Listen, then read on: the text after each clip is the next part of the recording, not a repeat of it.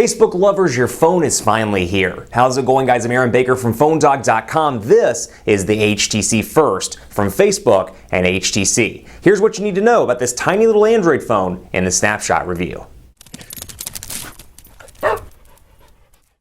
The HTC First is the first Android smartphone to launch with Facebook Home installed, marking Facebook's attempt to get into the smartphone world in a larger way. Facebook Home is also available for the Samsung Galaxy S3, Galaxy S4, HTC One, One X, and One X Plus. The HTC First is simply the first branded device to launch. Packing a 1.4 GHz dual-core Snapdragon 400 CPU, the First offers a respectable 4.3-inch 720p HD display, a 5-megapixel camera with 1080p HD recording, 1 GB of RAM, a 2000 mAh battery, and Android 4.1 Jelly Bean. It's available in 4 colors, black, blue, red, and white, from AT&T for $99.99 with a 2-year agreement. The HTC First is a significant improvement over the HTC Cha-Cha/Status, the first branded Facebook phone. HTC First ditches the physical keyboard, which was a nice feature on the Cha-Cha, and brings in a faster CPU, higher resolution display, and better camera. Instead of a simple F button, the First offers Facebook Home out of the box, which gives a deeper feel and level of Facebook integration. It's a dramatic improvement, but the same experience can be had on higher-end phones as well.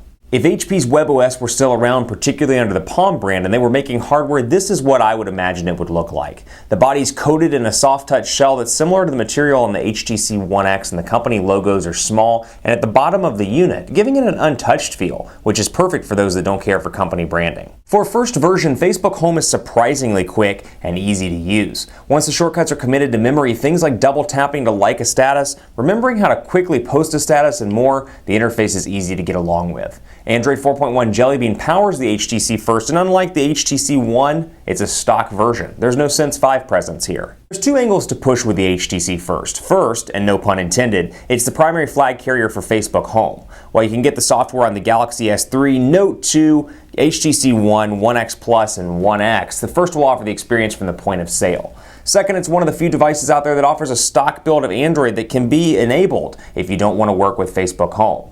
Once Facebook Home is disabled, the user is left with a clean version of Android 4.1 Jelly Bean, unlike most offerings from major OEMs, HTC included. The ability to shut down Facebook Home and use a stock version of Android 4.1 is a huge perk for those looking for an original Android experience. On top of that, the phone feels nice in the hand, and so far, battery life has been decent.